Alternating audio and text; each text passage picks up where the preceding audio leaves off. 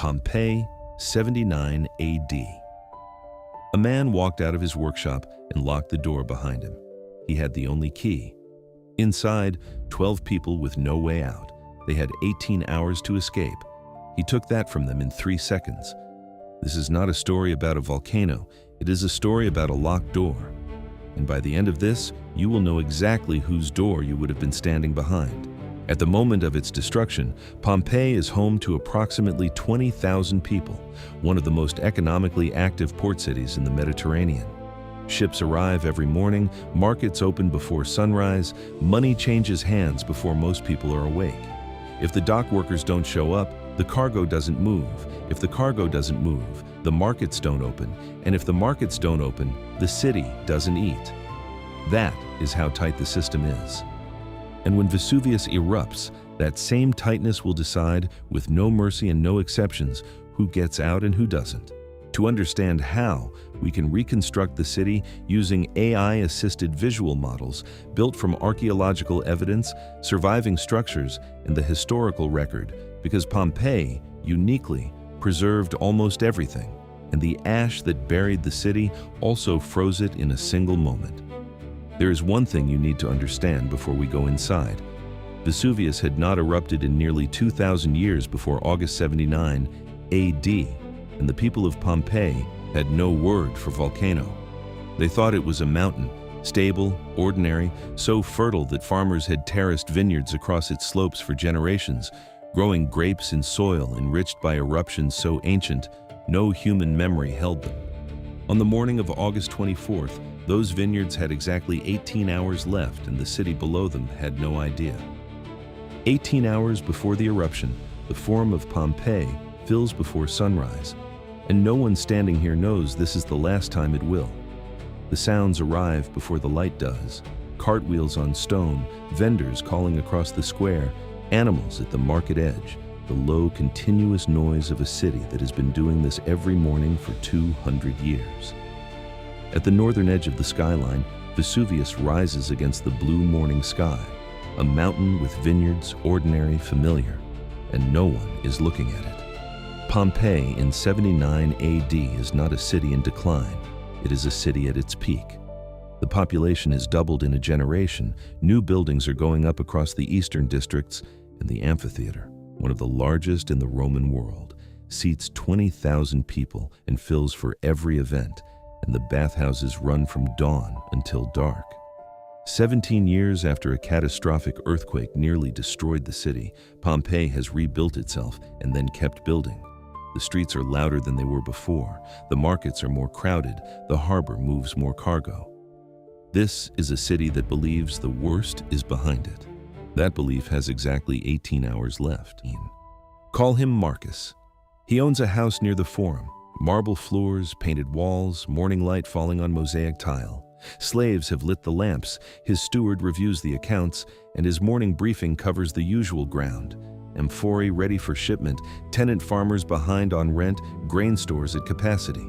He owns property across the city, accounts in 3 ports, a horse in the stable, a cart in the yard, and connections to men in Rome who owe him favors. His door opens from the inside. 17 hours left. That morning, he received a letter from a business partner in Rome, dictated a reply, and planned to send it before noon. The letter was found in the ruins, still unsent, still sealed. Call him Felix. It was the most common name given to freed slaves in the Roman world. It means lucky, and the irony is not lost. Felix was born enslaved, purchased his freedom through a decade of savings, and now owns a modest shop on the Via dell'Abbondanza and the apartment above it. No horse, no property beyond these walls, but he knows every street, every shortcut, every gate in this city. The knowledge of a man who once had to calculate every step he was permitted to take. His door opens, but there is no horse on the other side of it. 16 hours left. That morning, he made his best sale of the week. A merchant from Naples bought 3 amphorae before sunrise. Felix counted the coins twice and put them in a pouch inside his tunic. Archaeologists found that pouch on the beach. The workers in the Falonica near the Stabian baths have no names that history recorded. And that is the point. They have been standing in stone vats since before dawn, treading raw wool with hours fixed by someone else and pace fixed by someone else. No wages, no property, no information about the outside world unless someone brings it through the door. The person who holds their key will leave without telling them anything. Their door has a lock, and the key hangs on someone else's belt. 15 hours left. At the Herculaneum Gate, a garrison soldier, call him whatever Rome called 10,000 others like him, holds his daily position. He follows orders and does not issue them. When the crisis begins, the chain of command above him will collapse, and a soldier trained to hold position until commanded otherwise will do exactly that, while the city empties around him. His door is an order that never arrives. 14 hours left. These four people will never meet. They live in the same city, but in completely different versions of it.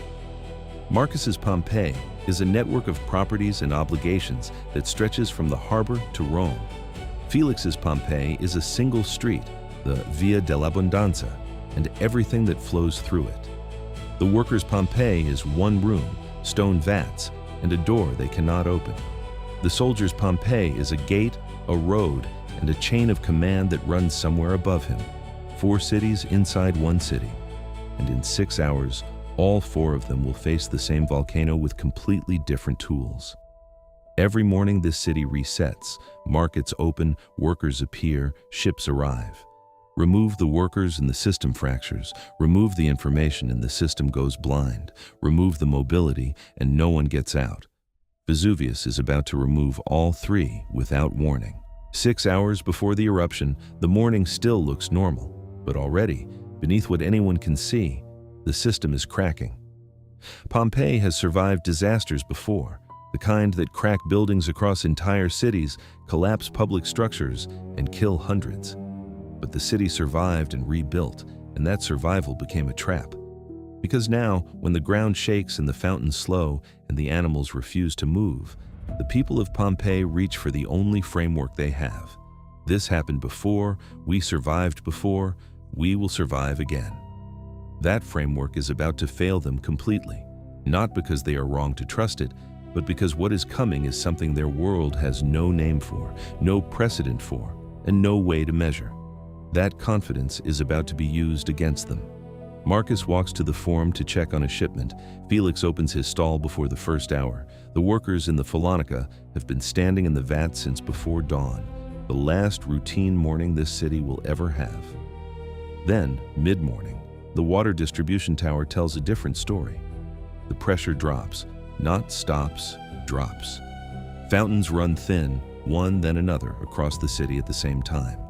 Felix refills his jar at the corner fountain and notes it is running low, but says nothing. Marcus's steward reports the cistern is losing pressure, and Marcus nods and returns to his accounts. In the Phalanca, reduced water slows the work and the foreman pushes harder. At the gate, the soldier watches a cart driver's mule stop and refuse to move. The animal has been restless for 2 days. Then, a fresh crack appears in the wall of a house near the forum, not from the old earthquake, but new this morning.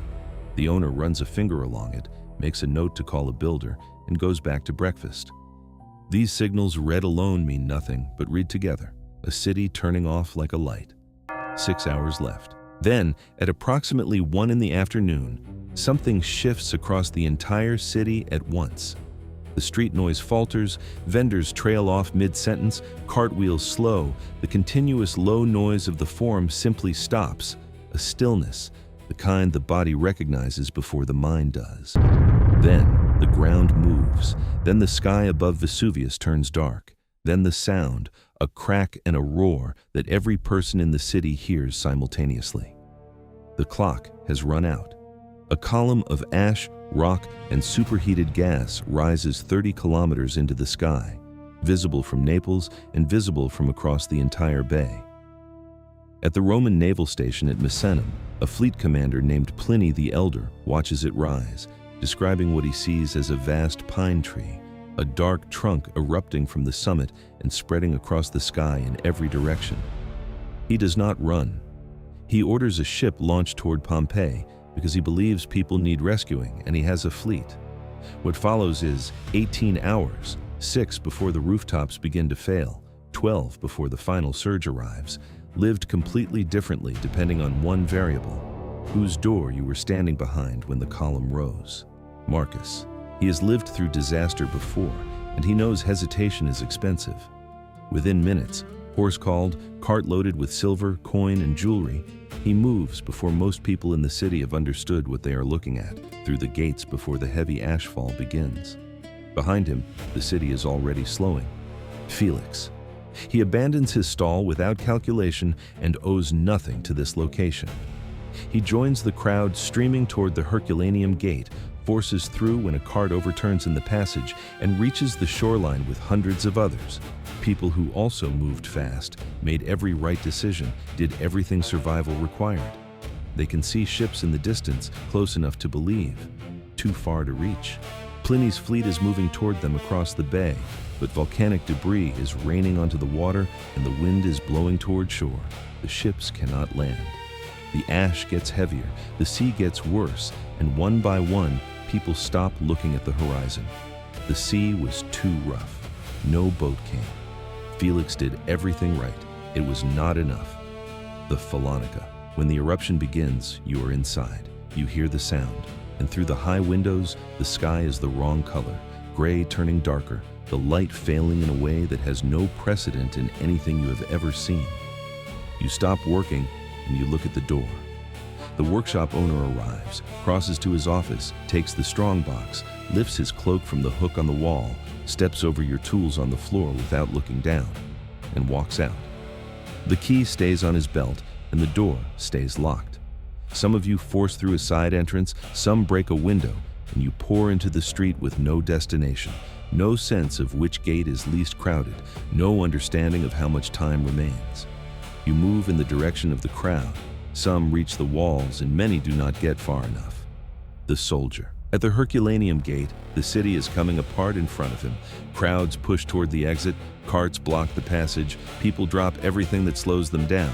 No orders come down the chain of command. The magistrates who would issue those orders are either gone or unreachable. Some soldiers help people through, some try to manage the crush, some walk away from their post entirely, and every one of them is improvising. The order they were trained to wait for never comes. Now, look at what is happening inside the city. Within the first hours of the eruption, ash accumulating on Pompeii's rooftops reaches a weight of approximately 250 kilograms per square meter. The buildings were not built for this. Apartment buildings go first, then old warehouses, then workshop roofs, collapsing inward. People sheltering inside, people who believed walls and a ceiling meant safety, that waiting was the rational choice, that the sky would eventually clear, find that the building itself has become the end. This is the detail almost no one knows about Pompeii. Many of those found in the ruins were not reached by the final surge. They were already gone, hours earlier, under their own rooftops while they waited. Now, stand in the forum, past midnight. No animals at the market edge, no cartwheels on stone, no vendors calling across the square, no voices. A baker's bread on a counter near the south colonnade, coins on a merchant's table, a cart of amphorae by the eastern entrance exactly where its driver left it when he ran, and somewhere in this city, a key is still in someone's pocket. The forum does not fall in battle and it does not burn, it empties. The system that required 20,000 people simply stops because the people are gone, or sheltering under rooftops about to give way, or standing on a beach where no rescue is coming. Between midnight and dawn, the final event arrives. Dense flows of superheated gas and ash move down the slopes of Vesuvius, and for most of those still inside, the time between awareness and the end is measured in seconds. The ash settles, and the city goes still. On the beach, Pliny the Elder, fleet commander, the most powerful man to attempt a rescue that night, collapses in the sulfurous fumes rising from the water. His companions flee into the dark, and when they return in the morning, he is lying exactly where they left him, undamaged and untouched by the surge. He came with a fleet. The sea didn't care. A dawn that no one in Pompeii sees rises over the ash, and in that stillness, the shapes of people are preserved in the spaces left in the volcanic material. When archaeologists pour plaster into one of those voids, nearly 19 centuries later, what emerges is a man with his arm raised over his face, Not a monument, but the last second of a specific human life, preserved with a precision that no inscription, no memorial was ever designed to achieve. He had no key, and he was still here when the window closed. He was not alone. Archaeologists found a man still clutching a bag of coins. He had stopped to collect his savings before running, and he almost made it. Almost. They found a family of 4 who had packed their valuables and reached the doorway, but the pumice outside was already above the children's heads. They went back inside, sat down together in the corner of the room, and that is where they were found 19 centuries later, in exactly that position. They made the rational decision, and it was the wrong one. And they found a dog, still chained to its post, not because no one thought to free it, but because no one came back. In the weeks that follow, the harbor at Pompeii receives no ships, and the supply chains that ran through this city develop a permanent gap. Marcus would find his Pompeii properties worthless. The networks, the authority, the accumulated position of 2 centuries cannot be transplanted because it existed in relation to a specific place, and that place is gone. Pompeii is never rebuilt, and this is unusual. Rome rebuilt cities after floods, after fires, after sieges, but Pompeii is abandoned. The official reason is the instability of the ground, but the real reason may be simpler. There is no one left to rebuild it for. The people who knew its streets, who held its property records, who understood its supply chains and its social hierarchies, they are gone, scattered across a dozen other cities, starting over. A city is not its buildings. It is the people who know how to use them, and when those people leave, the buildings are just stone. The Emperor Titus establishes the first formal state disaster relief operation in Roman history. Not generosity, but a new political reality. The state is now expected to respond when a city disappears, and that precedent will outlast the empire. But for Felix on that beach, for the workers behind that locked door, the precedent came 18 hours too late. 18 hours, 20,000 people, nearly 2,000 bodies found within and around the city. The volcano gave them time, and what that time was worth depended on one thing: which side of the door you were on. Marcus's door opened onto a horse and a road out. Felix's door opened onto a beach where the ships couldn't land. The worker's door didn't open at all because the man with the key was already gone, and the soldier's door was never meant to open.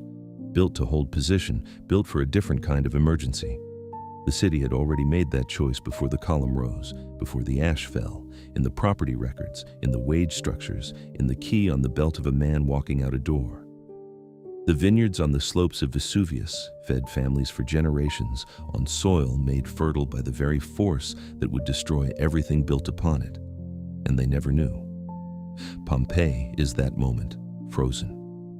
Every city looks stable when its systems are running, and every morning the reset happened here. Markets opened, workers appeared, ships arrived. But beneath every stable system is a hidden architecture of who holds the key when the morning stops and who is standing on the other side. Pompeii's architecture gave Marcus a horse and a road out. It gave Felix a running start that ended on a beach. It gave the workers a locked door, and it gave the soldier an order that never came. The volcano didn't choose who made it out. The city already had. In the ash, the bread on the counter, the coins on the table, the shapes of people frozen mid-step, a key is still in someone's pocket. Which door would have been yours? Let me know in the comments. Should we go inside Constantinople, the night a 1,000-year empire finally ran out of walls to defend, or Rome, the decade when the Western Empire didn't fall in battle but simply ran out of people willing to hold it together? Let me know which one comes next.